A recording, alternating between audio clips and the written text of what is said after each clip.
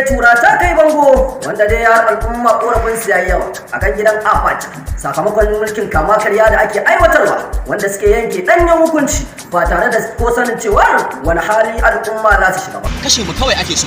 I dare with you my brother. Wanda dai muka ta bakin al'umma da dama cewa musamman ma ga wannan canjin kuɗi an yi shi ne a bisa rashin adalci da kuma zalunci. Duba maganar nan fa.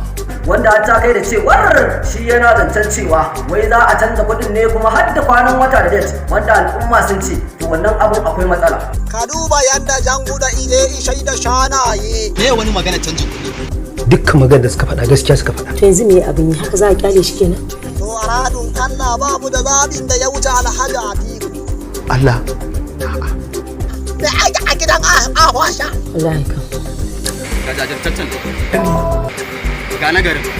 Dar. Ga mai adalci. Gaskiya da. Ga mai kirki. Gaskiya ne. Ga cikakken koshashen mai lafiya. Yayi. Me za ka yi da wanda yau yana asibiti? Gobe yana asibiti. Kaga ba amfani.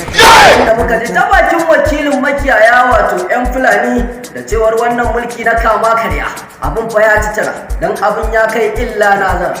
Kaɗo in za ka gane sai ka gane.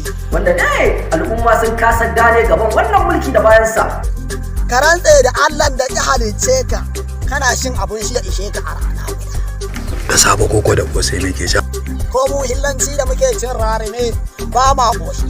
Yanda al'umma suke korafe akan rashin adalcin da ake musu don haka ne suke tarawar kafa da Allah ya kawo ranar zaɓe domin su kaɗa wa Atiku Abubakar ƙuri'arsu wazirin Adamawa. A shafa mana lahiya. Allah ya sa ranar da za a kada ƙuri'a ta zo in zaɓi Alhaji Atiku. Dan uwa Kadeji. Kai ni waje nake yi a radun kamar Allah kamar in jawo rana ta zo in zaɓi Alhaji Atiku Abubakar. Dir.